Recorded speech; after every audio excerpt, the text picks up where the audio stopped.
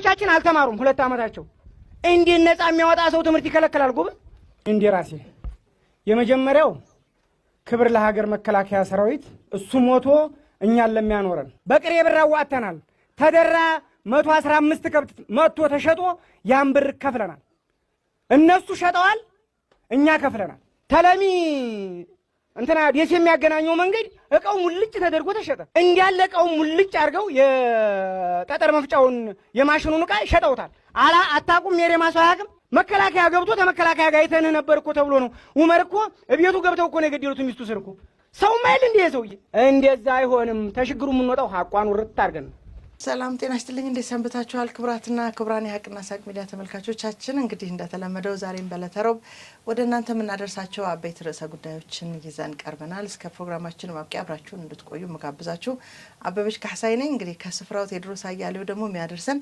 አዳዲስ መረጃዎች ይኖራሉ አብራችሁን ቆዩ ዛሬ እንደሚታወቀው ግንቦት 20 ብዙዎቻችን እንግዲህ ላለፉት 30 ዓመታት ግንቦት 20 በጥቂት ሰዎች ፍላጎት ሲከበር የነበረ በዓል እንደሆነ ይታወቃል ምክንያቱም ባለቤቶቹ እንደሚሉት ግንቦት 20 ለኢትዮጵያ የብርሃን ቀን ነው ይላሉ ልክ እንደ የካቲት 11 የትግራይ ህዝብ ከጨለማ ወደ ብርሃን የተሻገረበት ተብሎ ወደደም ጠላም ለዘመናት አይምሮ ላይም በጆሮ እስኪ ሰለቸው የሰማው ቀን እንደሆነ ሁሉ ግንቦት 20 በተመሳሳይ ለኢትዮጵያ ህዝብ በዚህ ልክ ሲነገረው የነበረ ቀን ነው ግን እኔ በተቃራኒው ልክ አለመሆኑን በልበ ሙሉነት መናገርበት ምክንያት ግንቦት 20 ማለት የኢትዮጵያ ህዝብ በታሪኩ ለመጀመሪያ ጊዜ የባህር በር ያጣበት ቀን ነው ይሄን ቀን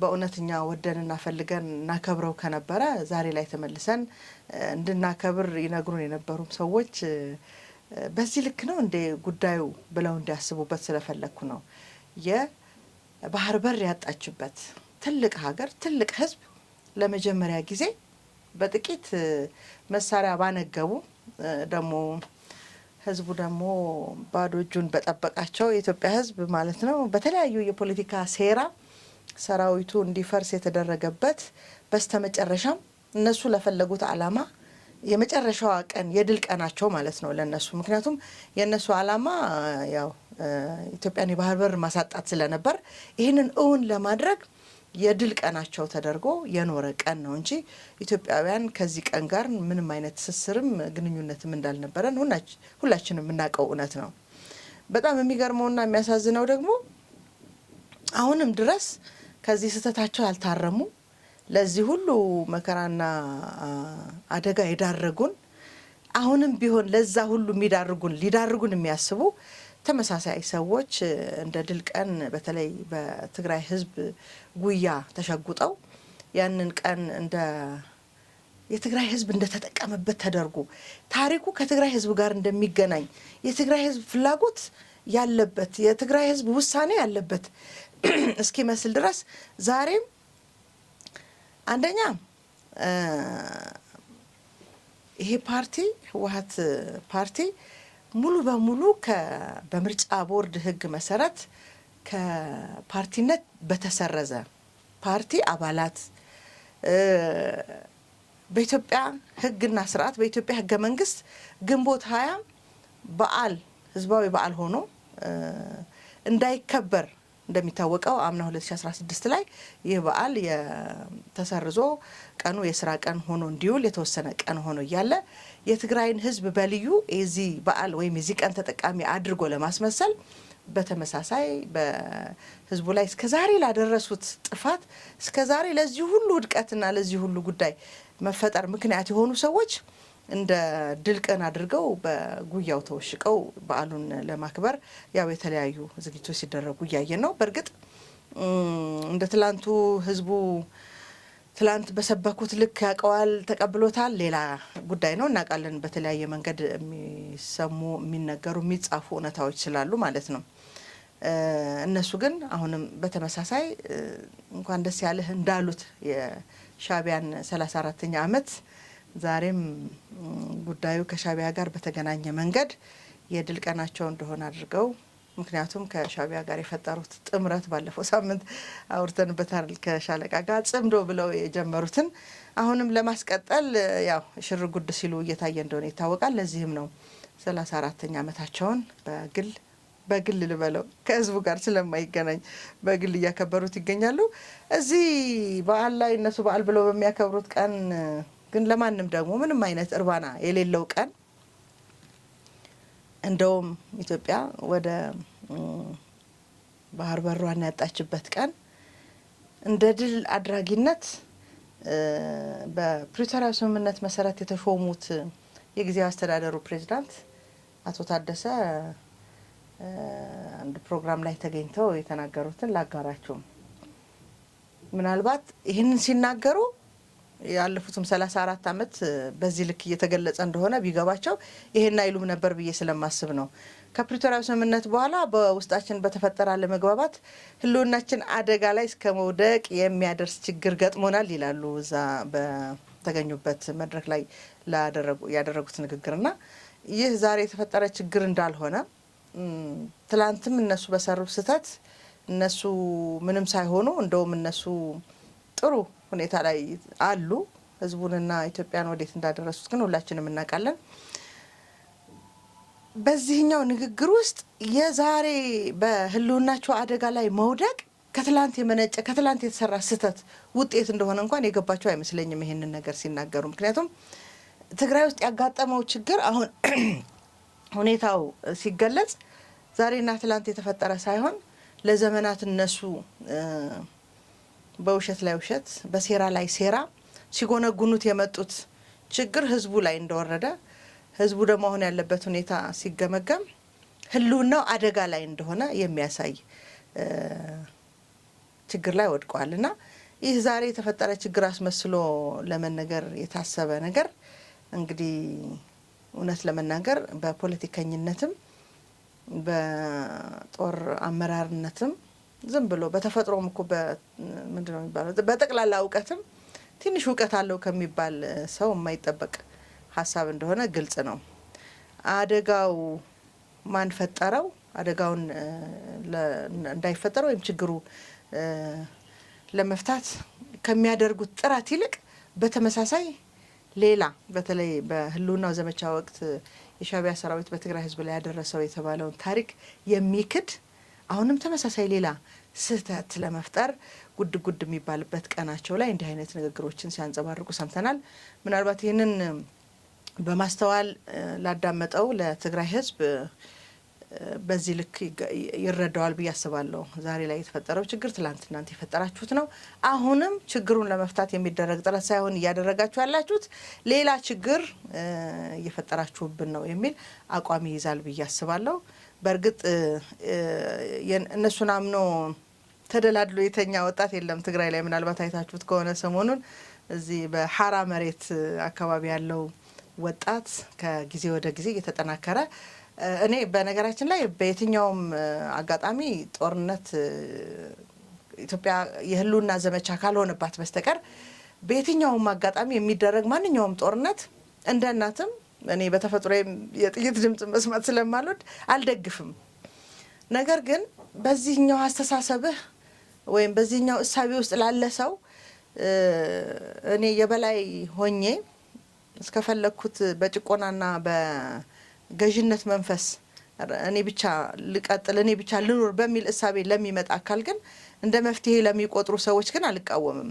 ምክንያቱም ትግራይ ውስጥ ያለው ችግር በተለያየ አጋጣሚ በተለያየ መንገድ ህዝቡን ለማንቃት የሄድንበት መንገድ ማህበረሰቡ ተረድቶት እነሱን መቃወም ሲጀምር በሐሳብ መቃወም መጀመሩን ሲያውቁ እነሱ እጅ ባለ የትጥቅ መሳሪያ በተለያየ መንገድ ያው እነሱ ገዢ በነበሩበት ዘመን በያዙት መሳሪያ ተመልሰው ሌላ ጫና ሌላ ጭቆና ሊፈጥሩበት እንደሆነ ሲታሰብ ግን ይህንን ሐሳብ ተቃውመው ወደ ሐራ መሬት ብለው ለወጡ ወጣቶች አማራጫቸው እሱ ብቻ ስለሆነ ነው ብዬ ስለማምን ነው እዛ ሆኖ እያደረጉ ስላሉት እንቅስቃሴ ምንም አይነት ነቀፌታም አላሰማው።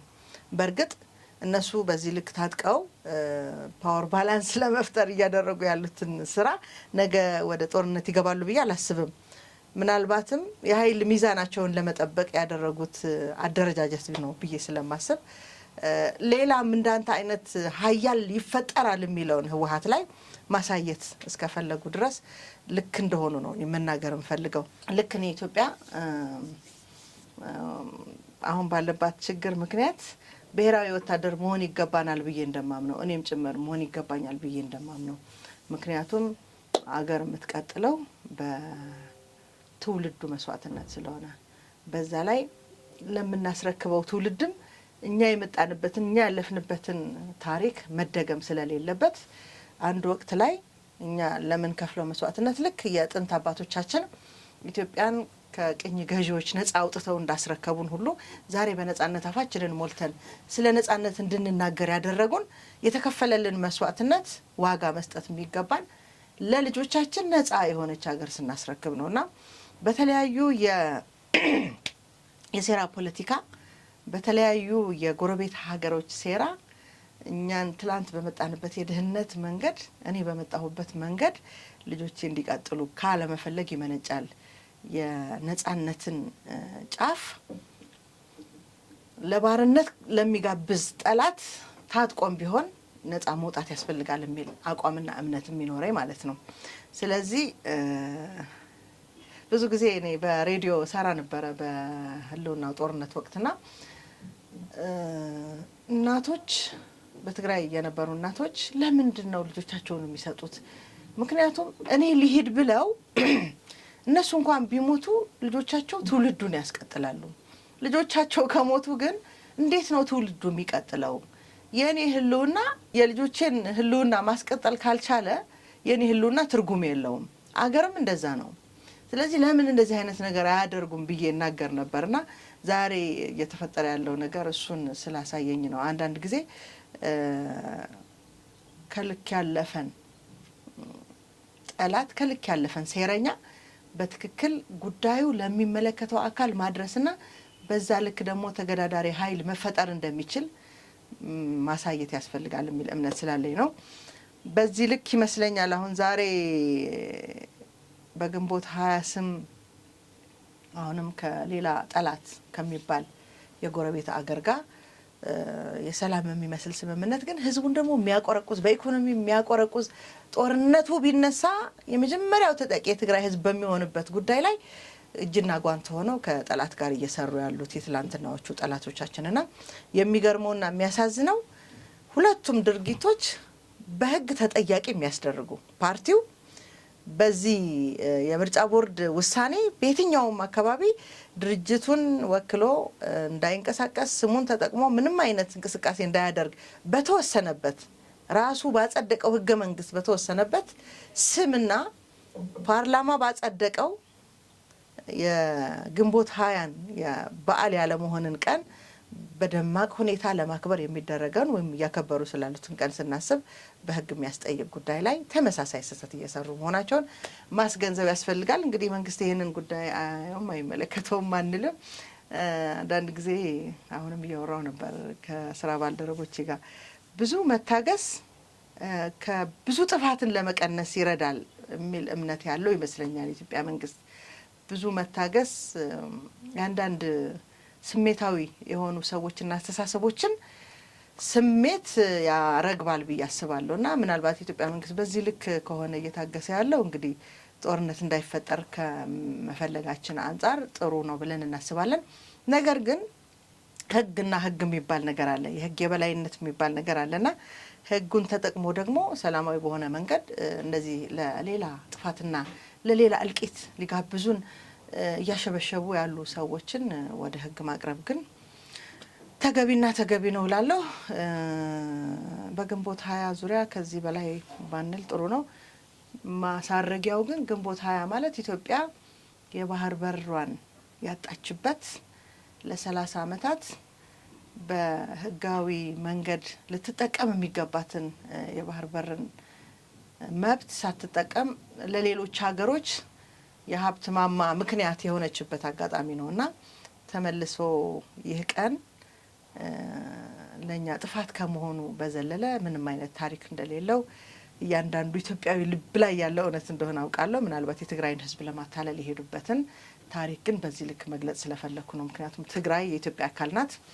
እነሱ እንደሚሉት ስልጣን ላይ ሲኖሩ ኢትዮጵያዊ ስልጣናቸውን ሲነጠቁ ደግሞ ገዢነታቸውን ሲነጠቁ ደግሞ ትግራዋይ ብለው በራሳቸው መንገድ ሁሌም እንደሚያደርጉት ሳይሆን የትግራይ ህዝብ የኢትዮጵያ አካል ስለሆነ የግንቦት 20 ታሪክ ለትግራይም ህዝብ የጨለማ ቀን እንደሆነ ለሌሎች ተመሳሳይ እልቂቶች የጋበዘው የዳረገው ቀን እንደሆነ በግልጽ ማስቀመጥ ስለሚገባ ነው። ይሄን ለማለት ፈልጌ ነው። በነገራችን ላይ ቴዎድሮስ አያሌው ከአማራ ክልል የሚያደርሰንን ከስፍራ የተሰኘ ዝግጅታችንን ነው የምናስቀጥለው። እስቲ ትንሽ ስለ ግንቦት 20 እሱ የሚነግረኝ ነገር አለ። ምክንያቱም ባለፈው ስርዓት ከለውጥ በፊት በነበረው ኢህአዴግ ስርዓት በጣም ብዙ መከራ ካዩ በፖለቲካ ድርጅት ውስጥ ይንቀሳቀስ የነበረ ወጣት ነውና ያ ወቅት ምን አይነት ስዕል አለው እንዴት አድርጎ ነው የሚገልጸው ቀኑን በሚል ከሱ ጋር ትንሽ ቆይታ ይኖረንና ከስፍራው ስለሚያደርሰን ሀሳብ አጋራችኋለሁ። መልካም ቆይታ ይሁንልን። እሺ ክቡራትና ክቡራን ተመልካቾቻችን እንግዲህ ከቴዲ ጋር ወደሚኖረን ቆይታ እንመለሳለን። በአማራ ክልል ስላለው የሳምንቱ አበይት ያልናቸውን ጉዳዮችና የተሰሩ ስራዎች ፍጻሜዎች ምንድናቸው የሚለውን ነገር እናነሳለን። ነገር ግን ከዛ ፊት ቀደም ሲል እኔ ስለ ግንቦት ባነሳሁት ሀሳብ ላይ ማን ያውራ የነበረ ይባላል አይደለ? እስቲ በተለይ ፖለቲከኞች ሆነው ያንን ወቅት እንዴት ነው የሚያስታውሱት የሚለውን ነገር እንዲያጋራኝ ፈለኩኝ። ምክንያቱም ብዙ ዋጋ የከፈለ ብዙ መስዋዕትነት የከፈለ ረጅም ዓመት ታስሮ ብዙ መከራ ያየ ወጣት ነው። ሁልጊዜ እንደምለው አንዳንድ ጊዜ እንደውም አብረን አንቀመጥም እንጂ በየፕሮግራሞቻችን 5 ደቂቃም ቢሆን ስላለፈው ጊዜ ታሪክ እናወራለን። ለትውልድ ማስቀረት ያለብን እውነታዎች እለዋለሁና ይሄን አጋጣሚ ተጠቅሜ የወቅቱ ፖለቲከኞች ፍዳ ምን ነበር የሚለውን እንዲነግረኝ ፈለኩ። ቴዲ እንዴት ነህ? እንዴት ሰነበትክ? ሰላም አቤ እንደምን አለሽ?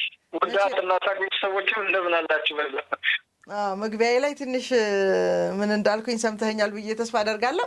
እስቲ ስለ ባለፈው ወቅት ስለነበረ የኢህአዴግ ስርዓት በተለይ አንተ ፖለቲከኛ ሆነ ወደ እስር ተወርውረህ ብዙ መከራ ያየህ ወጣት ነህና ምናልባት ዛሬ አንድ ክልል ላይ ብቻ የመሸጉ ያኔ ለኢትዮጵያ የነጻነት ቀን ነው ብለው ሲሉን የነበሩ ሰዎች ወደ አንድ ክልል ወርደው የክልሉ ህዝብ የነጻነት ቀን አስመስለው ሊያከብሩና ተመልሰው ሊያደራጁ ያሰቡበትን ታሪክ ንገረን እስቲ። እውነት ይሄ ቀን አሁን ትግራይ ላይ ህዝቡን ሰብስበው በተለይ ደግሞ ሁለቱም በህግ የተሰረዙ ቀኖችና ፓርቲ የሚመሩ የነበሩ ሰዎች ዛሬም የትግራይ ህዝብ ነጻነት ቀን አድርገው ሊናገሩ ወይም ፖለቲካ ሊሰሩበት ያስባሉ እና አንተ ምን ትላለህ? መልካም እንግዲህ ያው እንዳነሳሽው እንግዲህ እነሱ ድሮ ምን ይሉ ነበር መሰለሽ? የቀድሞ ስርዓት ናፋቂዎች ይሉ ነበር።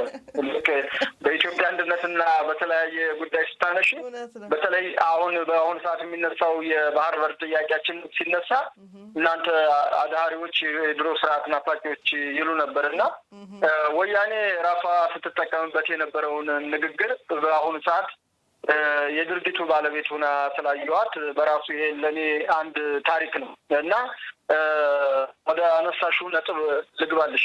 ህወሓት ራሱ የድሮ ስርዓት ናፋቂ ሆኗል።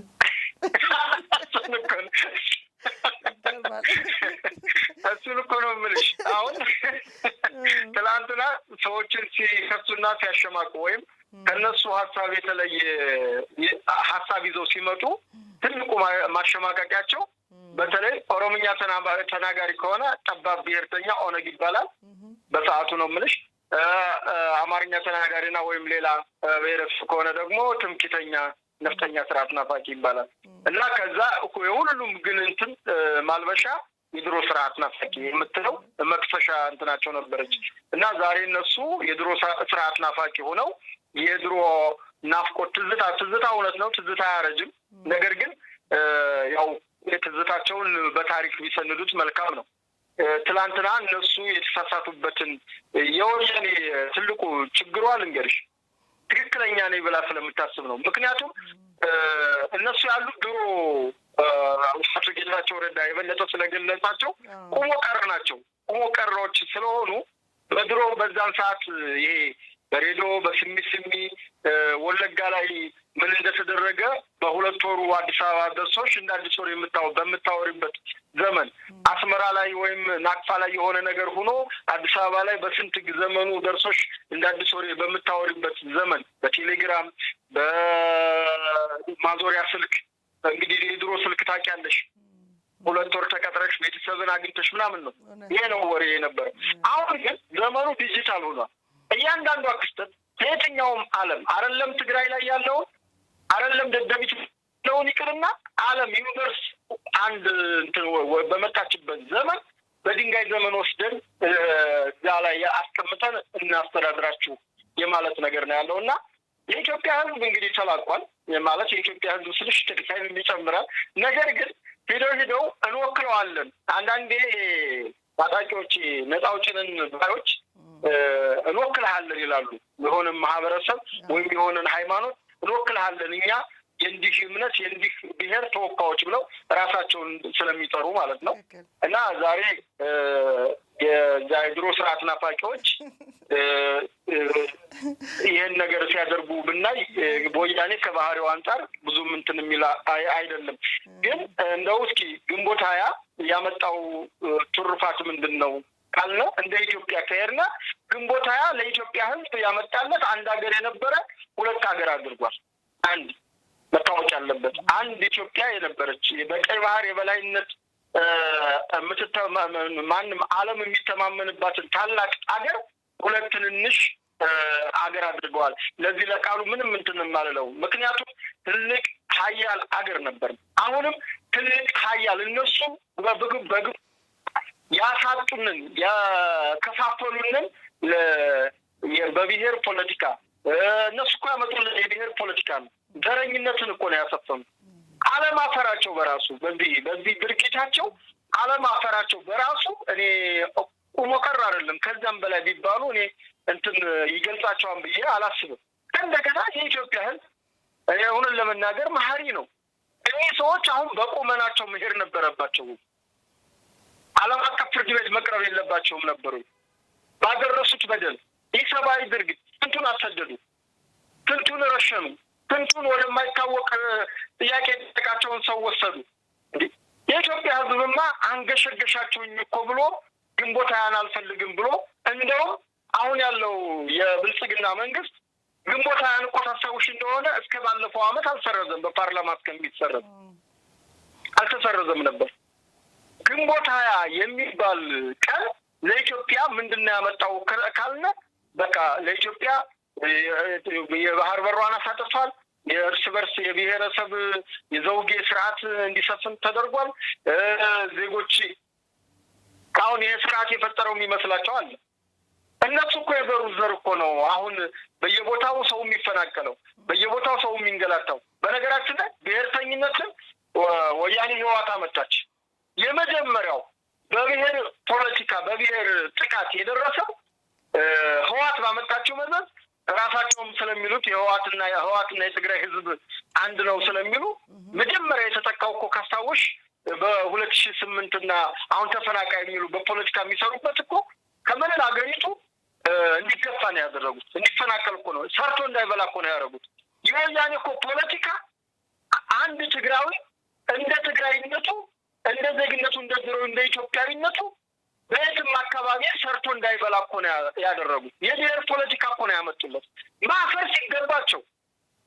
ማፈር ሲገባቸው አይንን ግንባር ያርገው ብለው በጨው ታጥበው ለዛውም ተሰርዘው ለዛውም ቀኑ በኢትዮጵያ በአዋጅ የራይ በዓላት ሃይማኖታዊ በዓላት ታስበው የሚውሉ በዓላት ላይ የሌለ እንደገና የፕሪቶሪያው ስምምነት ይከበር ይሉሻል። አንዱ የፕሪቶሪያው ስምምነት እኮ የሀገሪቱን ሕግና ስርዓት ማክበር ነው። ሕገ መንግስቱ ትግራይ እኮ ሀገር አልሆነች። ሕግና ስርዓትን ማክበር ነው። ሕግና ስርዓት አንዱ ምንድን ነው? በአዋጅ የወጡ ሕጎችን መከተል ነው። አቶ ማነው ጀኔራል ታደሰ ወረደ ሰሞኑን የብልጽግና አመራሮች ጋር ጅማ እና የተለያዩ አካባቢዎች ልማትን ሲጎበኙ የዛም የሌማት ትሩፋት የተለያዩ የኮሪደር ልማቶች በትግራይ እንዲሆን ምኞት እንደነበራቸው ተናግረዋል። እኔ ምን አስታውሱ መሰለሽ የለውጡ ሰዓት ዶክተር ደብረጽዮን አዲስ አበባ ሲመጡ ተደምሬያለሁ ብለው ያወራሉ። መቀሌ ሲሄዱ ደግሞ ይቀነሳሉ። እንዲህ ይዋዥው ይመጡ ነበረ። አሁን የህወሓት ሰዎች የገጠማቸው ይሄ ነው። በቃ ህወሓት እንዳትለው ልጇ ሆነባት እንዳትይዘው እሳት ሆነባት አይነት ይመስላል ለህወሓት ሰዎች። ትክክለኛ እንዳልሆኑ ያውቁታል። እና እየሄዱበት ያለው ነገር ለትግራይ ህዝብ አሁንም ለትግራይ ህዝብ እንኳን ለመላ ኢትዮጵያ ያው ትቷል ከሸኘ ቆይቷል። ነገር ግን አሁንም ለትግራይ ህዝብ አርፎ እንዳይቀመጥ መከራን እየወሰዱለት ነው ያሉት። ዙሮ የመከራ እንቴኖች ተብለዋል። መከራን የመሳብ ሲግናላቸው ችግርን የመሳብ እንጂ አሁን ዘመኑ በሚፈቅደው በውይይትና በተለያየ ነገር አምኖ ወደ ሰላም ንግግር በሰላም ንግግር ስለሚሸነፉ ሀሳብም ስለሌላቸው በራሳቸው ህጋዊነታቸውን የሚያውቁት በራሳቸው ከእንደገና ደግሞ የተከለከለን ነገር እየሰሩ ያሉት ራሳቸው አሁንም ነጥብ እያስቆጠሩ ያሉት ራሳቸው ናቸው። በነገራችን ላይ ማንም ማዕከላዊ መንግስቱ አክብሩልኝ አላላቸው። አሁን ማዕከላዊ መንግስቱ ቢከሳቸው ለመክሰስ ዝግጁ ሆነዋል። በራሳቸው ለመከሰስ ዝግጁ ናቸው። ይህ ማለት ምንድን ነው? የትግራይ ህዝብ ምንጊዜም ጣታ እንዳያገኝ፣ ሰላም እንዳያገኝ፣ የሰላም አየር እንዳይወስድ ለማድረግ እንጂ እውነት ግንቦት ሃያ እንደጠፋና ግንቦት ሃያ እንደከሰመ ከኢትዮጵያ ህዝብ እንደወጡማ አውቀውታል እኮ። በሰሜኑ ጦርነት እኮ ከኢትዮጵያ ህዝብ እኮ እንደወጡ ያውቁታል። ይልቅ ዳፋቸው ለትግራይ እናቶች ተርፉ፣ ለትግራይ ወጣቶች ተርፉ፣ አካል ጉዳተኛ ሁኑ። ይህንን ካከበሩ ግንቦት ሃያ ብለው ያክብሩ። ግንቦት ሃያ ያመጣልን አካል ጉዳተኛ ማድረግ ነው፣ ጦርነት እንትን ማለት ነው ካሉ ይበሉና እንትን ይበሉ። ግን እነሱ እንደዛ አይነት ስላልሆኑ በጦርነት ብቻ የጦርነት ነጋሪት እየጎሰሙ መኖር ብቻ ስለሆነ የነሱ ሀሳብ ይሄ ነው እና ስለ ግንቦት ሃያ ብዙም ያን ያክል እንደው እንትን ባንለው፣ ምክንያቱም አይተነው ያለፍነው ነገር ነው አይተነው ያለፍነው ነገር ነው እና ግንቦት ሃያ ምን አመጣዋል ከተባለ ለኢትዮጵያ ፍዳን መከራን ያመጣው ነገር ግን በጭቆናና በረገጣ ውስጥ አስገብተው ህዝቡን እንዴ በትምህርት ፖሊሲ ብትይ በግብርና ፖሊሲ ብትይ በምንድን ነው እስኪ ያልገደሉት ትውልዱን? እስኪ በዛን ሰዓት እስኪ ግንቦት ሃያ የሚሉት እንግዲህ የቀድሞውን ስርዓት የኮሎኔል መንግስቱን ስርዓት በኃይል ገርሰው መጡ። እሺ በጦርነት ገቡ። ከዛ በኋላ ሽግግር መንግስት ተቋቋሙ። በሽግግር መንግስቱ ጊዜ ምን አካሄዱ? በሽግግር መንግስቱ ጊዜ እኮ በርካታ ህዝብ የማይፈቅድላቸው ለምሳሌ የኤርትራ መገንጠል በሽግግር ጊዜው ያደረጉት ነው። መንግስት ባልሆኑበት ሰዓት ብዙ ጥፋቶችን የሰሩበት ነው። እኔ ነጻነት ደግሞ ሌላው የሚለው እኔ ነጻነት እኔ የማውቀው በባርነት ውስጥ የነበረ ህዝብ ነው። ኢትዮጵያውያኖች እኮ ነጻ ነን። እድሜ ለአያት ቅድመ አያቶቻችን ለአርበኞቻችን አድዋ ምስክር ነው።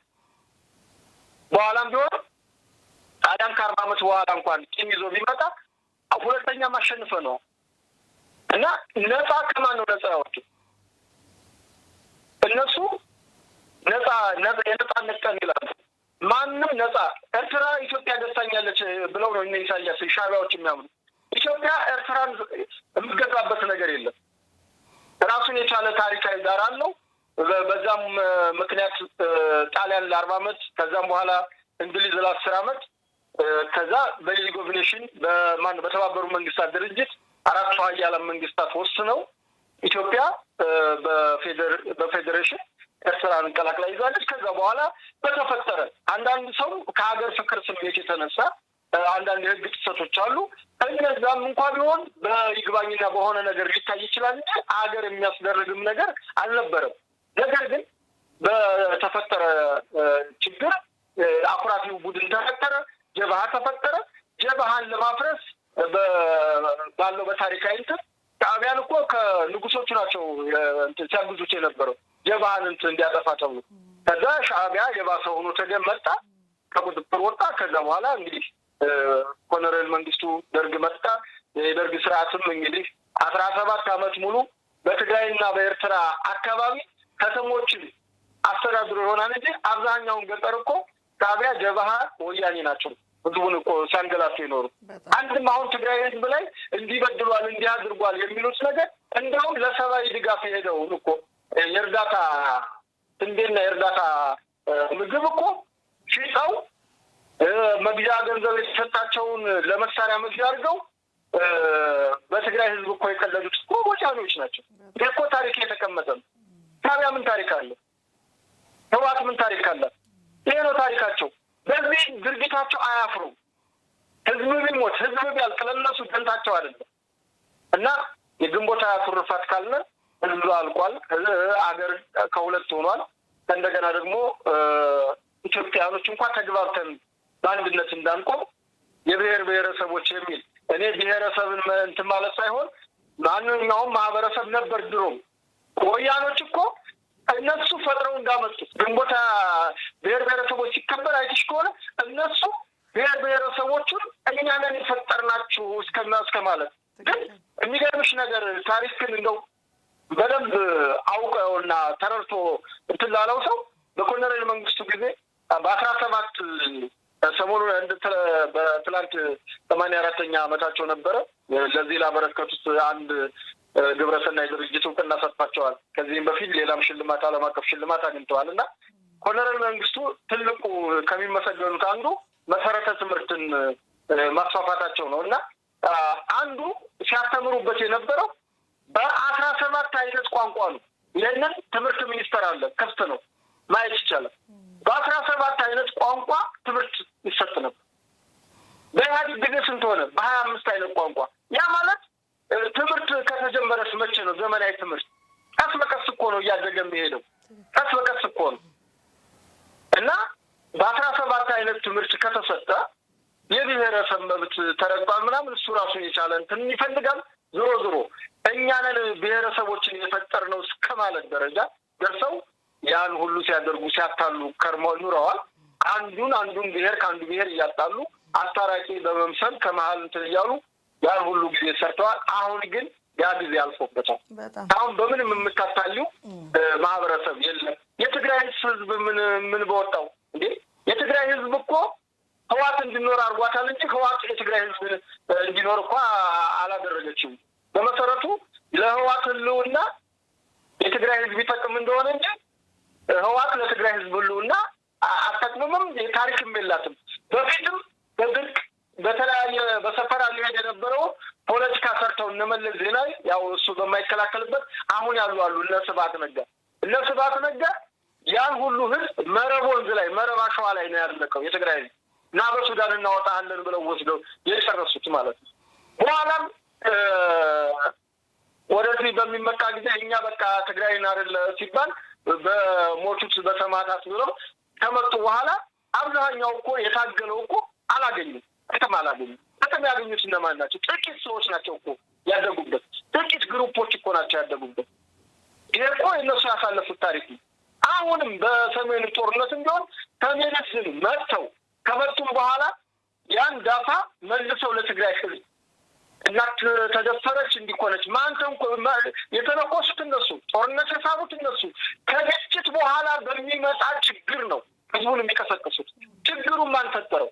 እና አሁን ይሄንን ነጥሮ የወጣበትና ራሱ ይሄንን ታጣቂው ቡድን ራሱ ለመታገል የተነሳበትን ራሱ አግባብ ስታዩ በጣም ጥሩ ነው። አቤ እንግዲህ ግንቦት ብዙ ነው። በጣም ደስ ይላል። ሰፊ ነገር ነው የነገርከን። ደስ የሚለው ነገር ያው ህወሓት እንግዲህ ጊዜ ንጉስ ይባላል። የጊዜ ንጉስነት የምናየው በየወቅቱ አዳዲስ ነገሮች ይሆናሉ ብለን የማንጠብቃቸው ነገሮች በጣም በሚያስደንቅ ሁኔታ ሲሆን ማየት ማለት ነው። እና በራሱ ያው ህወሓት ደግሞ የድሮ ስርዓት ናፋቂ የሚለውን ስያሜ በያዘበት ወቅት ላይ ነው ያለ ነው ለማለት ፈልጌ ነው። በነገራችን ላይ ከዚህ በኋላ እንግዲህ ግንቦት 20 ምን እንዳደረገን የምናወራበት ወቅት ሳይሆን ምን እንደሆነ አውቀናል። እንግዲህ የባህር በራችንን አሳጥቶናል ነው፣ ሌላ መገለጫ የለውም። ከዚህ በኋላ ግን ኢትዮጵያውያን በአንድነት የምናከብረው በልዩ ደግሞ እንደ አድዋ ድል በዓል በህብረት በአንድነት የምናከብረው አንድ ደስ የሚል አጋጣሚ ይኖራል ብዬ አስባለሁ። ኢትዮጵያ ተመልሳ የባህር በር ያገኘችበት ቀን ደግሞ የምናከብረው ይመስለኛል ከዚህ በኋላ ተባብረን እና እሱን ተስፋ በማድረግ እንቀጥላለን ማለት ነው። እንታገላለንም እሱ እንዲሆን። ወደ የሚቀጥለው አጀንዳችን እንመለስ። ቴዲ ከስፍራው እንደተለመደው የምታደርሰን በርካታ ነገሮች ይኖራሉ ብዬ አስባለሁ።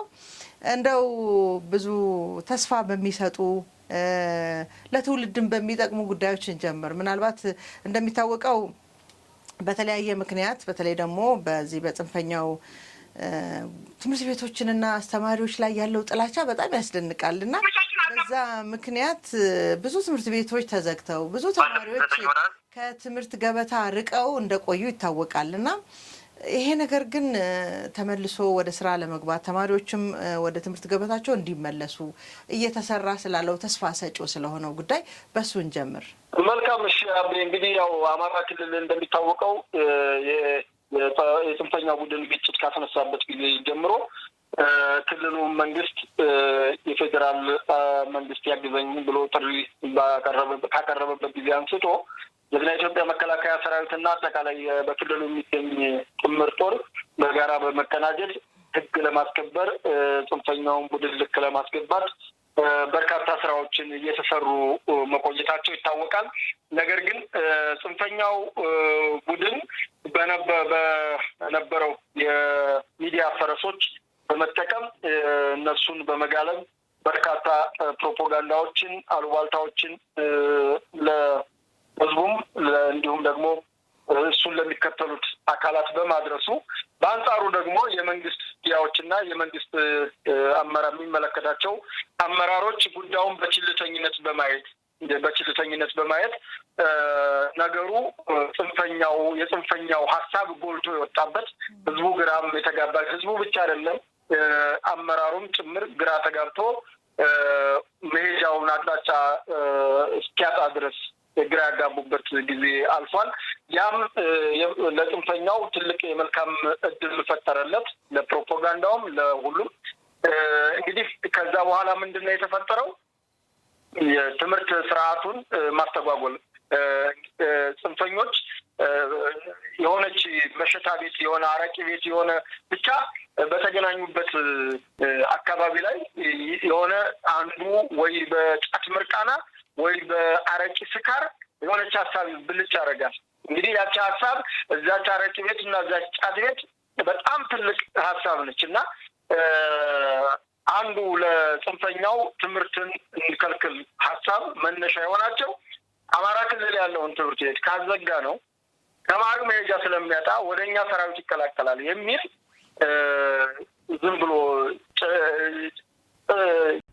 ይሄ ምንድነው መግለጽም አቃተኝ። በቃ ዝም ብሎ አለ አይደለ ደመነፍሳዊ ሀሳብ በቃ ደመነፍሳዊ ሀሳብ አነሱ ጸደቀ። ከዛ በኢትዮ 360 በመረጃ ቲቪ ተስተጋባ። ዛሬ እያንዳንዱ እኔ ከደሙ ንጹህ ነኝ ማለት አይችልም። በቃ ውጭ ላይ ያለው የዲያስፖራ ሚዲያም ውጭ ላይ ያለ አክቲቪስት ውጭ ላይ ያለ ዩጋንዳ ያለው ቡድን ትምህርት 2016-17 ትምህርት እንዳይማር ቅስቀሳ አድርገዋል። ከዛ ወላጆች ተዛተባቸው። ልጆቻችሁን ትምህርት ቤት ልካችሁ ልጆቻችን ተገደሉ እንዲህ ብትሉ እየተባለ ግልጽ ዛቻ በወላጆች ላይ በሚዲያቸውም በተለያየም በሚችሉት ነገር አስተጋቡ።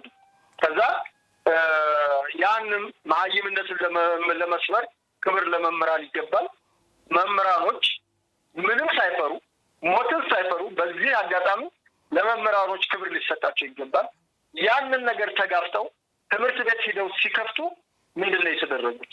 በጽንፈኞች ተይዘው የብልጽግና ካድሬዎች ተብለው የንብርክክ ተነዱ። ጎጃም ላይ የንብርክክ መምህራኖች የመጀመሪያው እንትናቸው። ከዚያ በኋላ መምህራኖች ላይ ጨካኝ እርምጃ ተወሰደ፣ ተገደሉ። ወሎ ቦረና አካባቢ። ከዛ በኋላ ጎንደር አካባቢ ቀጠሉ። በሁሉም አካባቢ በሸዋም በሁሉም አካባቢ መምህራኖችን የማሳደድ የማንገላታት ሰቆቃ ደረሰባቸው። በኋላ ጎጃም ላይ እንደሰማሽው 20 በላይ ተማሪ ረሽነናል፣ 20 በላይ መምህራኖችን ገለናል ብለው በራሳቸው ሚዲያ መናገር ጀመሩ። እኔ እስካሁን ድረስ እውነቱን ለመናገር አብዛኛው መረጃ የሚመጣው ከራሳቸው አብዛኛው ይሄንን አደረጉ ምናምን ብለን ልንከሳቸው እኮ አይደለም። ለእነሱ ጀብዷቸው ነው ያለው። ትምህርት መከልከል ለእነሱ ጀብዱ ስለሆነ ከቅዳቸው አንጻር ትክክል ስለሆኑ ይህንን መምህር እንዲያርገን ገደል ነው እንዲህ አይነት ተማሪዎች እንዲያርገን በቦምብ ጨረስ ናቸው ብለው በድፍረት በሚዲያ መናገር ጀመሩ። ምሁራን ማሳደድ ጀመሩ። ታውቂያለሽ ባህር ዳር ላይ ታዋቂ ዶክተር እንደገደሉ በርካታ ምሁራኖችን ማሳደድ ማሸማቀቅ ጀመሩ። ድንቁርና እንዲሰፍን አደረጉ። ወላጆች ልጄን ትምህርት ቤት ልኬ ከሚገደልብኝ ከቤት ቁጭ ብሎ እየተያየን እንሙታል። ተማሪዎች ከቤት በመቀመጣቸው ምክንያት አይምሯቸው ተጎዳ። አንዳንዶቹ በሚችሉ ልክ ያው ሰው ማሰብ የሚችለው በሚችለው ነው ነግሬሻለሁ። ጽንፈኛውም በሚችለው አስቦ ነው ያንን ነገር ያደርገው። ተማሪዎች አንዳንዶቹ በበረሃ በስደት በባህር ሲሄዱ ያሳቀለቡ ጀዝባቸው ጠፋ። ወላጅ አሉም የሉም ብሎ ለማልቀስ ተቸገረ።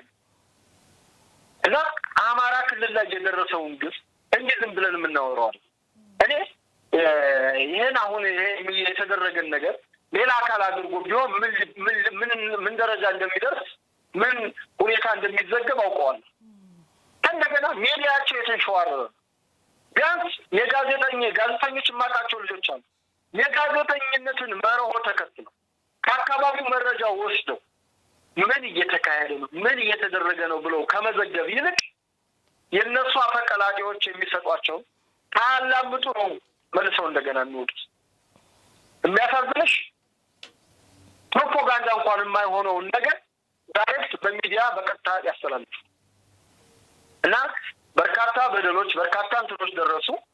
በዛም ምክንያት 2 ዓመት ትምህርት ተስተጓጎለ። 2016 በከፊል ነበር። 2017 ግን መንግስት ካቀደው 7,500,000 አስተምራለሁ ካለው 2.5 ሚሊዮን እንትን አለ። በኋላ ላይ የማሻሻያ ትምህርት በመውሰድ ወደ 4 ሚሊዮን ተቃርቧል። ዞሮ እኔ አሁን ይሄንም ትምህርት አለ ብዬ እንትን አለ።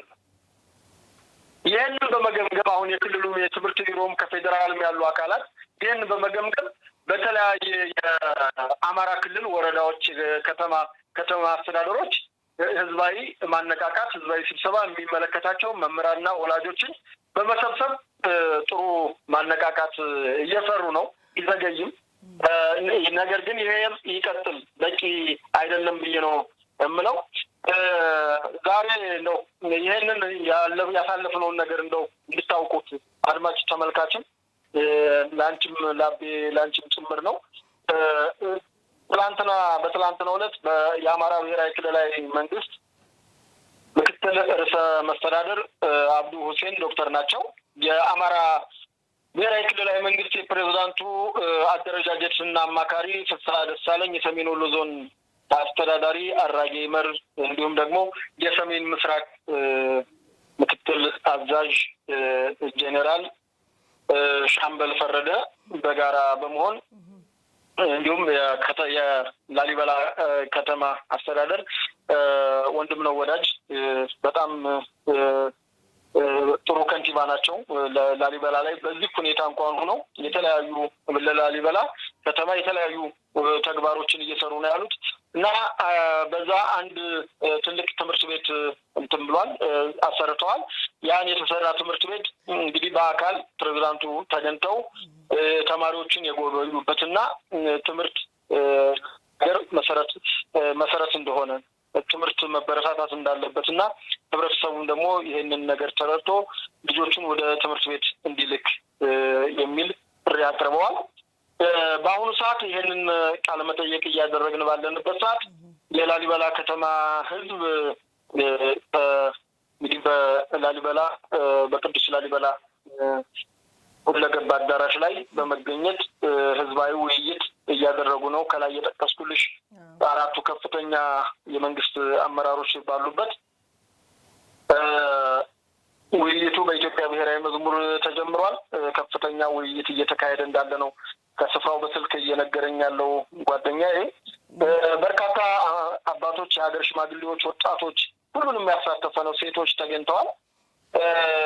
እንግዲህ ውይይቱ ያው ትምህርት እንትን ይበል ነው። ሌላ ላሊበላ ከተማ በላሊበላ ጉዳይ እንግዲህ ስለ ላሊበላ ካነሳን አይቀር እንደው የቱሪዝምና የኮሪደር ልማቱ የሚመለከት ላሊበላ ላይም ከፍተኛ ስራ እየተሰራ ነው መሰለኝ አይደለ? መሰረተ ልማቱን እያነቃቃ ያለ ስራ እየተሰራ ነው። ልክ ነው። ያው እንግዲህ ላሊበላ ቅዱስ ላሊበላን እንትን እንደምንለው መቼም ኢትዮጵያ ውስጥ መጀመሪያ የሚመጣብሽ ለአክሱምና ላሊበላ ነው። አክሱም፣ ላሊበላ፣ ፋሲለደስ እነዚህ አንደኛ በዓለም አቀፍ በዩኔስኮም የተመዘገቡ ዓለም አቀፍ ቅርስ ናቸው። ባለቤትነቱን ኢትዮጵያ ትውሰድ እንጂ የዓለም ቅርስ ናቸው። በዓለም አቀፍ ቅርስ የተመዘገቡ ስለሆነ ኢትዮጵያ መንግስት የሆነ ማልማት እንኳ አይችልም። ታውቂያለሽ ላሊበላ ላይ አሁን እድሳት ምናምን ላድርግ ቢል ዩኔስኮ ፈቅዶለት ነው። ምክንያቱም ዓለም አቀፍ ቅርስ ስለሆነ ያንን ስራዎች የሚሰሩ ቴክኒካሊ ከአማካሪ ያለው ዓለም አቀፍ አማካሪዎች አሉ። ከሰዎች የላሊበላን ከተማ እንግዲህ ኢማኑኤል ማክሮን ናቸው የፈረንሳዩ ፕሬዚዳንት ቃል የገቡት ከ6 ዓመት በፊት። ባለፈውም አዲስ አበባ በመጡበት ሰዓት ቃላቸውን የሚጠብቁና በጀቱም የተያዘው በጀት እንዳለ ተናግረዋል። ስራዎችም ተጀምረው ነበር። ነገር ግን አንዳንድ አመለካከቶች የተሸዋረሩ አመለካከቶች አሉ እዛው ላሊበላ አካባቢ ለላሊበላ እናስባለን የሚሉ ነገር ግን የራሳቸው የሚያስረዱ አካሎች አሉ። አንደኛ የከተማው አስፋልት እንዳይሰራ ከፍተኛ የማስተጓጎል ምንድነው ይሄ አስፋልቱ ሲሰራ ንዝረት አለውና ያ ንዝረት በቅርሶቹ ላይ ጉዳት ያመጣል የሚል ነው። እሱን ደግሞ ሙያዊ ተጠንቶ ፍጹም አያመጣም ችግር የለውም ብሏል። ነገር ግን ስራውን ስላስተጓጎሉ ላሊበላ ከተማ አስፋልት ጻፉ አልተነጠፈላትም ገና። ነገር ግን ስራው በጣም በአበረታች ሁኔታ ተጀምሯል።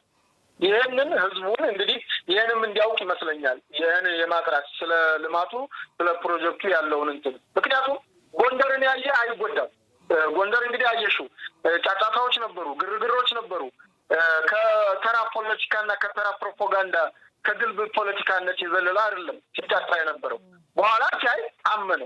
አሁን ትልቁ ነገር አንዳንዱ ሰው አውቆም ሳያውቅም ገብቶትም ሳይገባውም ይጮሃል።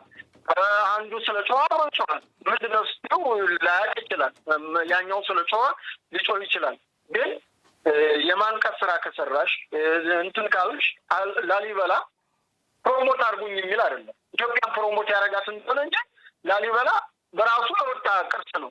ነገር ግን ይህን ቅርስ ለትውልድ አሁን ራሱ ክቡር ፕሬዚዳንቱ ምንድን ነው ያሉት? ይህንን የዓለም ቅርስ ይህንን የኢትዮጵያን ታሪክ ጠብቆ ለትውልድ ማሸጋገር የእኛ ግዴታችን ነው ያሉት በንግግራቸው ላይ። የእኛ ግዴታችን ነው። በቃ ይህ ምንም ቅርስን ጠብቆ አክሱምን ጠብቆ ማሻገር፣ ጀጎልን ጠብቆ ማሻገር የትውልዱ አደራ ነው። እዚህ ጋር መውሰድ አለብሽ። ኢትዮጵያ የ3000 ዓመት ታሪክ አላት። ኢትዮጵያ እንዲህ አላት ስትይ ከየት ነው የምትነሹ? እስኪ እናንተ የስልጣኔ ታሪካችሁን አሳዩ ሲባል ያን ታሳያለሽ። ታሪክ ግን እያወደምሽ፣ ታሪክ እያጠፋሽ ወይም ባልሆነ በጥቂት ጥቅመኞች ተታለሽ አብዛኛውን ህዝብ የሚጠቅመውን የላሊበላን መላ ህዝቡን የሚጠቅመውን ተግባር ለጥቂት ሰዎች ሲባል እንትን ካልሽ ግን የምትጎጂው ከተማውን እና ህዝቡን እንጂ የአንቺ ጥቅም እኮ አንድ ፎቅ ከእንትን ላይ ዘል ይችላል። እኔ አሁን ያን ችግር የፈጠሩ ሰዎች ለዚህ ለሚዲያ ስለማይበቃ ነው እንጂ እገሌ ማለት ይችላሉ። በቃ የግል ጥቅም ያላቸው ሰዎች አስፋልቱ ሲሰራ ቤታቸው የሚነካ ሰዎች አሉ። አስፋልቱ ሲሰራ የሚፈርሱ የሚነሱ እዚያ አካባቢ ላይ ሳሉ አካባቢውን ቦታ የቱሪዝም ሀብት መሰብሰቢያ የሆነውን ቦታ ግን አስፋልት እንዳይነጠፉበት ማድረግ፣ መንገዶች እንዳይሰሩ ማድረግ። እታች የቅርስ እኮ መንገዱ እኮ ይለያያል። የሚገርምሽ በዩኔስኮ በተገኘ እኮ እንትን አብዛኛውን ላሊበላ ስትገቢ መሸታ ቤቶች ነበሩ፣ አረቂ ቤቶች ነበሩ፣ ጠላ ቤቶች ነበሩ። ይህን ያውቀዋል የላሊበላ ይህን አካባቢ እኮ አንስቷል እኮ ታኮ ተሰርቷል።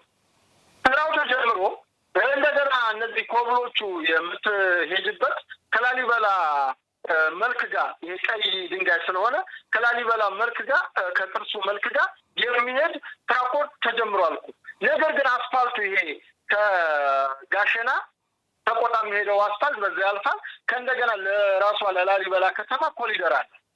ያን የኮሊደር የቅርስ ልማት ነው እያስተጓጎሉ ያሉት እነዚህ በጥቅም የተሳተፉ የሚታሰሩና መንገዱ ሲሰራ ንብረቴ ወይም ቤቴ ይነካል ብለው የሚያስቡ ሰዎች ሆን ብለው በቅርሱ ሽፋን ባለፈው ታስታውሻለሽ፣ ጦርነት ከፈቱ ከተማ ላይ መጥተው ቅርሱ ወደማሉ።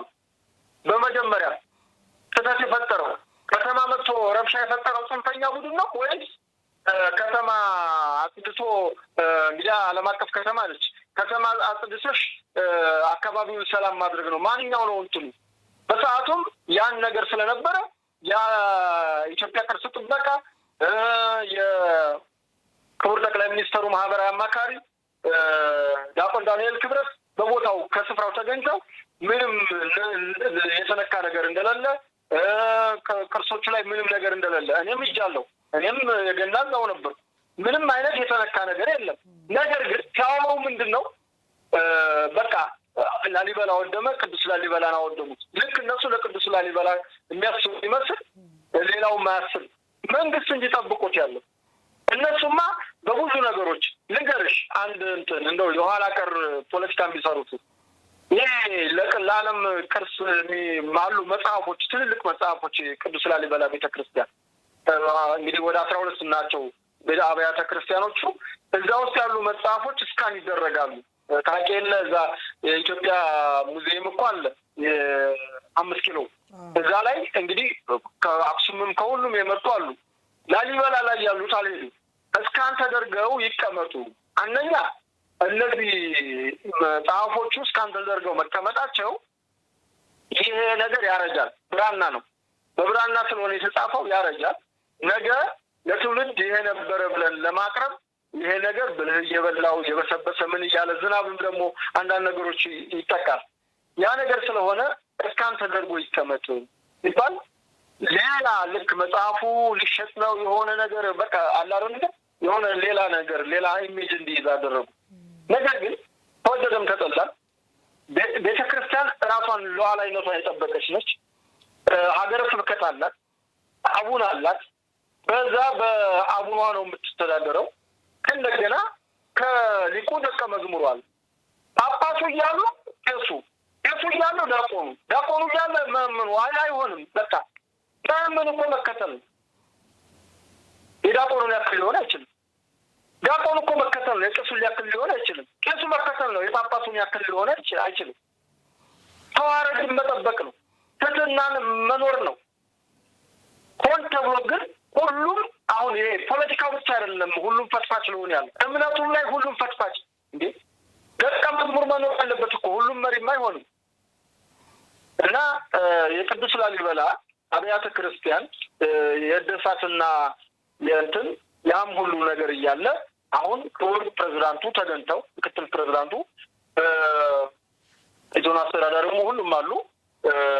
እንግዲህ ጀነራል ሻምበልም በጉዳዩ በጣም በሰዓቱ በተለይ ጎንደር ጋር እያነጻጸሩ ሲነግሩኝ ነበር። ላሊበላ ሂጄ ሳለ ምን አለበት እንደ ወጣት ቢረዳ አሁን የጎንደር ልማትን እያየ እንኳ ምን አለበት እንትን ቢል ቢቆረቆር አካባቢ ቢለማ ከሽምሻ ጀምሮ ያለው አስፋልት እንትኑ መንገዱ ቢለማ ይሄ መንገድ የሚጠቀመው እኮ ማህበረሰቡ ነው ያሉ ጄኔራሉ ጋር በቆየሁበት ሰዓት በጣም በቁጭት ሲናገሩ የነበረና ምን ይሻላል የማለት በቃ ለእንኳን አይደለም ኢትዮጵያ ይሁን ለሚያስበው እኮ ያ ቅርስ እኮ ድንገት ለሄደ እኮ ቱሪስት እኮ ያሳሳል።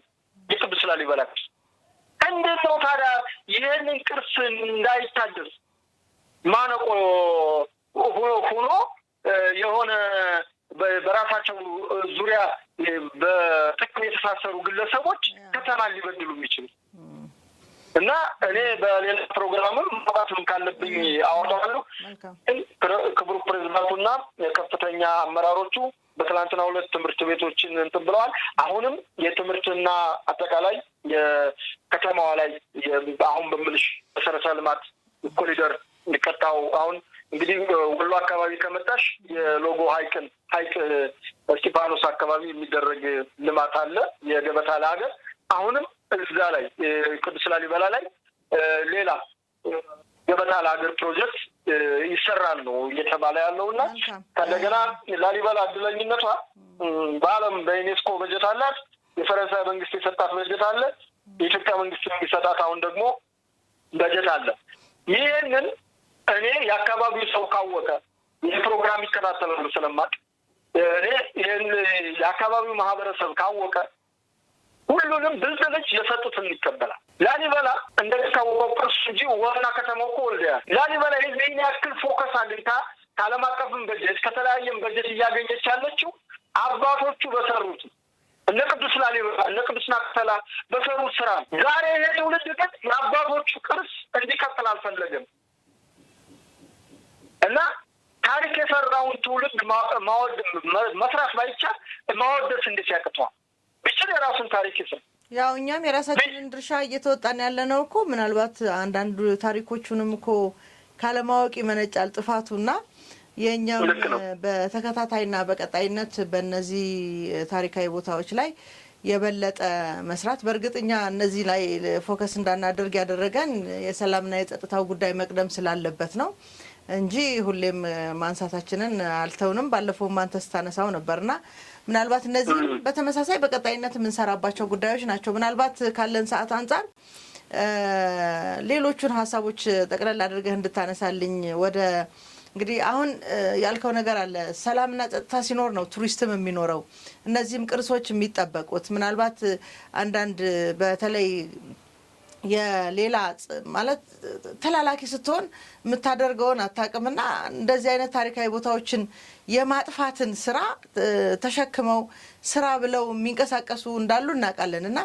እነዚህ ነገሮች እነሱ ባሰቡት ልክ እንዳይጎዳ የግድ በአካባቢው ሰላም መስፈን አለበት። ምናልባት በአማራ ክልል በኩል ያለው ባለፉትም የቀጠለ እንደዚህ ወደ ገቦች አሉ፣ በአውደ ውጊያም እጃቸውን እየሰጡ ያሉ የሚማረኩም አሉና እነዚህ ነገሮች እየተጠናከሩ ሲሄዱ ሰላሙ ሲረጋገጥ የምንለውን ቱሪዝሙም ይነቃቃልና ምናልባት አሁን ካለው ሁኔታ አንጻር የተሻለ ከባለፈው ሳምንት በተሻለ እንዲህ አይነት የወደ ገቦች ሂደት አለ፣ የምርኮኞች ጉዳይ አለ ምትለን ካለ እንየው እስቲ። እነሱ ናቸው ተስፋ የሚሰጡን በሰላም ሁኔታውን ለማስቀጠል።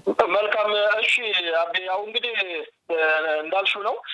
በቅድሚያ እስኪ እንደው አንድ ስለ ግብርናና ስለ እንትኗ መጀመሪያ መግቢያ ላይ ስለሰራ ስለ ግብርናና ስለ መንገድ ስራዋት የተወሰነች ልበል። ምክንያቱም አማራ ክልል ላይ በአሁኑ ሰዓት ሁሉም ነገር ፖለቲካ ነው። በነገራችን ላይ ከፖለቲካ የጸዳ ነገር የለም። ኑሮ ተወደደብኝ ፖለቲካ ነው። ግን ኑሮ ተወደደብኝ ፖለቲካ ነው። ኑሮው ደግሞ እንዲስተካከል ቢያንስ የሸቀጦች ቀረጥ የሸቀጦች ታክስ መጨመር ነው። ታክሷን የጨመረችብን እኮ ጅቡቲ ነች። የወደብ ኪራይ አለ፣ ታክስ እንትን የራሷ እንትን የሀገሯ መንግስት ታክስ አለ። ያንን ነፃ ወደብ ይፈጠር ስትይው አያግዝሽም።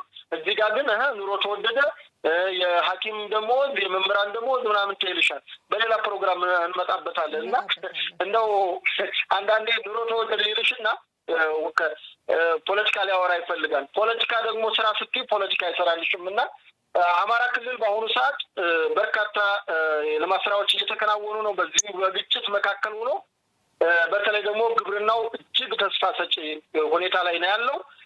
በዚህም የአማራ ክልል የግብርና ቢሮ ያስቀመጠው እቅድ አለ።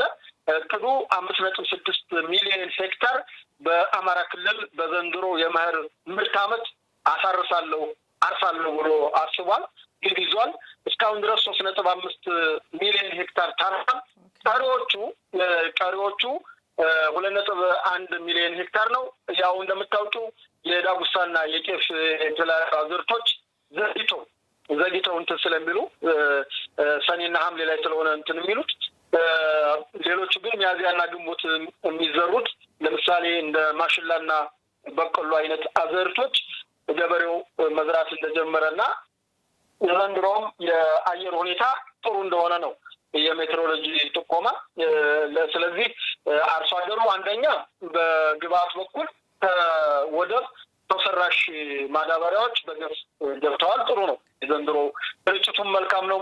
ኮምቦይን በመስራት ያው ጀግና ኢትዮጵያ መከላከያ ሰራዊት የአካባቢው ጥምር ጦር ባደረጉት ጥረት እስከ ገበሬው እስከ ቀየው ድረስ ሄዶለታል። ገበሬውን በዚህ በጣም ተደስቷል። መነቃቃቱም አንዱ እሱ ነው። ትልቁን መነቃቃት የፈጠረው ሁለተኛ ምርጥ ዘር ነው። ከምርጥ ዘር አቅርቦት አኳያ አማራ ክልል ላይ ዘንድሮ በጣም በጥሩ ሁኔታ የሄደበት ሁኔታ ነው ያለው። አንዳንድ ችግሮች አይጠፉም። ያ ሲባል ደግሞ ሙሉ በሙሉ ነው ሙሉ እንትና አይደለም፣ አምላክም ይጓደልበታል። ነገር ግን አንዳንዴ መንግስት መሆኑን ሰው መሆኑን የሰዎች ስብስብ መሆኑን መርሳት የለብንም። ሲስተም ነው ትዘረጊያለሽ። የሆነ ቦታ ላይ እንግዲህ ያፈጣጠም ያረዳድ የመለካከት ችግር ሊኖር ይችላል።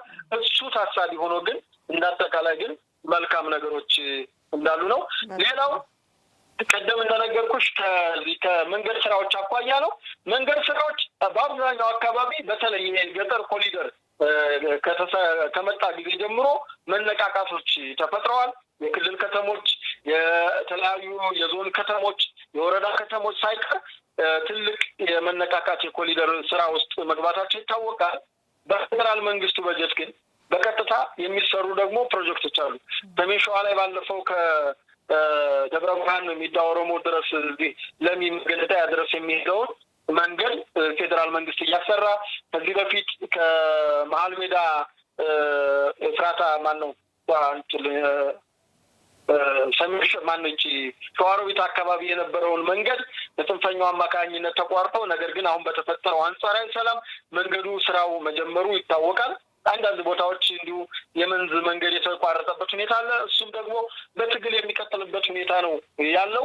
በምዕራብ ጎጃም ላይ ግን 3.9 ኪሎ ሜትር መንገድ በፌዴራል መንግስት እየተሰራ ነው የሚገኘው። አስፋልቱ ኮንክሪት ደረጃውን የጠበቀ ደረጃ አንድ አስፋልት ነው። ከዲጋ ቋሪት፣ ከአርብ ገበያ ሰከላ ቲሊሊ፣ ከደንበጫ ፈረስ ቤት፣ ከማንኩሳ ብር ሸለቆ፣ ከቡሬ በሸንዲ ጎመር፣ ከአማራ ክልል ቡሬ በኦሮሚያ ክልል አጋምሳ ያለ እነዚህ 6 መንገዶች አጠቃላይ በድምራቸው 392.9 ያው 393 ኪሎ ሜትር በይ ይሄ በፌዴራል መንግስቱ በጀት የሚሰሩ መንገዶች ናቸው እና እነዚህ መንገዶችን ማስተባበር ማገዝ በአካባቢው ላይ በእቅዳቸው እንዲፈጸም ማድረግ የህዝቡ ድርሻ ነው። ህዝቡ እንግዲህ ከባለፈው ከየነው ቪዲዮም እንዳየሽው ህዝቡ በጣም የተማረረበት በግብርና ግብዓት፣ በመንገድ፣ በትምህርት በተለይ በትምህርት የተማረረበት እንዲሁም ደግሞ በመታገት በቀረጥ የተማረረበት ሁኔታ ነው ያለው። ይህንን እንግዲህ ህዝቡ በራሱ በቃኝ እያለ የመጣበት ነው። ህዝባዊ ኮንፈረንሶች ተካሂደዋል። በህዝባዊ ኮንፈረንሶቹ ከዚህ በፊት በጦርነቱ ማለት ግጭቱ አካባቢ የዛሬ 2 ዓመት ነው የምልሽ የዛን አካባቢ ህዝቡን ሲያወያዩ የነበረው ፊድባክ እና አሁን ያለው አንድ አይደለም። የዛኔ መንግስት ይሄን ነው የተሰራበትን ፕሮፓጋንዳ ስለነበረ ሄዶ ቁጭ ሲል በግዴታ የመጣ አይነት አቀማመጥ ነበር የሚቀመጠው። አሁን ሰው ነው የመንግስትን አካል እየሳበ ኑ እዚህ ሰብስቡኝ እያለ ኑ የምናገረው በደል አለ እያለ ያለው ህዝቡ ነውና ህዝቡም በደሉን አውጥቶ እየተናገረ ነው። ትግልም እያካሄደ ያለባቸው ቆርጦ ወስኖ እየታገለባቸው ያሉ የክልሉ ወረዳዎችና አካባቢዎች አሉ። እነሱም ሰላማቸውን በራሳቸው አረጋግጠዋል። የክልሉ ሰላም ዞሮ በአንድም በሌላም በልኩ ይመጣል። በአሁኑ ሰዓት ባለው ሁኔታ በወዶ ገብና በቀጥተኛ ምርኮ እየገቡ ነው ያሉት። ምንድነው ሁለቱን ላጥራለሽ። ወዶ ገብ ማለት አንደኛ ራሱ ቡድኑ ከጫካ በራሱ ተነጋግሮ ፊት ለፊት ካለው ከጀግና የኢትዮጵያ መከላከያ ሰራዊታችን ጋር ተነጋግሮ የሚገባበት ወዶ ገብ ነው። ሁለተኛው ያው ምርኮ ነው። ፊት ለፊት ውጊያ ትገቢያለሽ። አይዋጉም፣ ይሽለኮለካሉ። አንድ አጋጣሚ እንዲህ ስታገኙ እዛ ላይ ባለው ምርኮ ይሆናል። ምርኮ ግን ያው ምርኮ ነው። እጅ ወደ ላይ ተብለሽ ስለምትገቢ የምታነሺው የመብት ጥያቄም ሌላም ነገር የለም። ምርኮ ነሽ፣ በምርኮ ነው የምትገቢ። ወዶ ገብ ሲኮን ግን ተግባብተሽ የምትመጭበት ነገር ስላለ የክልሉን ሰላምና ጸጥታ ለማስከበርም ጭምር ተስማምተሽ የምትመጭበት ስላለ አንደኛ ክብርሽን ጠብቀሽ ነው። ሁለተኛ መሳሪያሽን ትይዣለሽ። በሶስተኛ ጥቅምሽን ታስከብሪያለሽ። ዲዲአር አለው። ሁለቱም ዲዲአር አለው፣ ልዩነት የሌለው ሁለቱም ታድሷል። ነገር ግን ምርኮ መሳሪያ የለውም። ወዶ ገብ ግን መሳሪያ አለው። ስለዚህ ወጣቶች እዛ በጫካ ያሉ ሰዎች ማወቅ ያለባቸው በምርኮ ሲመጡ የሚያጡትን መብት በወዶ ገብነት ሲመጡ የሚያገኙት ክብር አለ። ይሄን መታወቅ አለበት። ዝም ብሎ እነ ሀብታሙ አያሌው ይሄ ውጭ ያለ የኡጋንዳ ግሩፕ እነ ሙሉጌታን በርበር በሚደሰኩሩት ድስኩር ተታሎ መቀመጥ የለበትም። እነሱ የጦርነት ስጋት ከሌለበት አካባቢ ተቀምጠው ረሃብ ከሌለበት አካባቢ ተቀምጠው ከማል ከሌለበት ከላይ ከሌለበት አካባቢ ተቀምጠው ይሄ ብናገር ይሄ ይጣፍጥልኛም ብለው እያወሩ አንዱን ቡድን ከአንዱ ጋር እያጋጩ እንትና ነው መሪ እንትና ነው እንትና ካልተመረጠ እንዳትሆን እያለ እዛ ቁጭ ብሎ እንትን እየሰጠ አቅጣጫ እየሰጠ የድሃ ልጅ ግን እዚህ ያልቃል። እዚህ መሬት ላይ ያለውን ሀቅ የምታውቀው መሬት ላይ ያለው። ስለዚህ መሬት ላይ ያላችሁት አይታችሁታል። ሰው ይሸወዳል መስሎ ገብቷል። ነገር ግን የማያዋጣ መሆኑን አውቋል። የማያዋጣ መሆኑን ሲያውቅ አሁን በፊት ምን ያደርጓቸዋል መሰለሽ? ወንጀል ያሰሯቸውና አይ ወደ መንግስት ብትሄድማ በዚህ ወንጀል ስትጠይቃለህ ይለዋል። አሁን እዚህ እችም ላይ እንድትይዥልኝ ወዶ ገብ ስትሆኝ በድሮ ወንጀልሽ ወይም በሰራሽው እንትን አትጠየቂ። ወዶ ገብ ነው፣ ተስማምቶ ነው የመጣው፣ ተግባብቶ ነው የመጣው። በቃ ባለው ነገር ምህረት ነው የሚደረግለት። ምህረት ተደርጎ ይገባል። በፈለገው መልኩ ሲፈልግ በድሮ ስራው ይሰማራል። ከፈለገም አሁን በጸጥታው ተሳትፎ ይሰራል። ያለው ነገር ይሄ ነው። ለዚህ ደግሞ ማሳያ ደቡብ ጎንደር ነው። ደቡብ ጎንደር በጣም ጥሩ ስራ ጥሩ ተግባር እያደረጉ ነው ያሉት። ሰሜን ሸዋ መልካም ነው። በጣም ጥሩ ስራ እየተሰራ ነው ያለው። በሌሎቹ አካባቢዎች ይሄ መነቃቃት እየተፈጠረ ይገኛል። በጣም ጥሩ ነገር ነው ያለው። መልካም ቴዲ፣ እንግዲህ በተለይ እጃቸውን እየሰጡ ላሉ እጅግ አድርገን እናመሰግናለን። የሰላምን ጥሪ ተቀብለው መምጣት ማለት ምን ያህል ለሰላም ራሳቸውን እንዳዘጋጁ ለሀገራቸውም ሰላም ለቤተሰቦቻቸውም ለክልላቸውም ሰላም ምን ያህል አስበው እንደመጡ ማሳያ ነውና እነዚህን አበረታተን አድንቀን እንደ ሁልጊዜው አመስግነን እንለያያለን። ምናልባት የማጠቃለያ ሀሳብ ካለህ ልቀበል፣ ካልሆነ እንሰነባበት። አመሰግናለሁ ቴዲ። እሺ፣ እኔም አመሰግናለሁ አቤ። ማጠቃለያ ሀሳብ ብዙም ስለተናገር ነው የለኝም።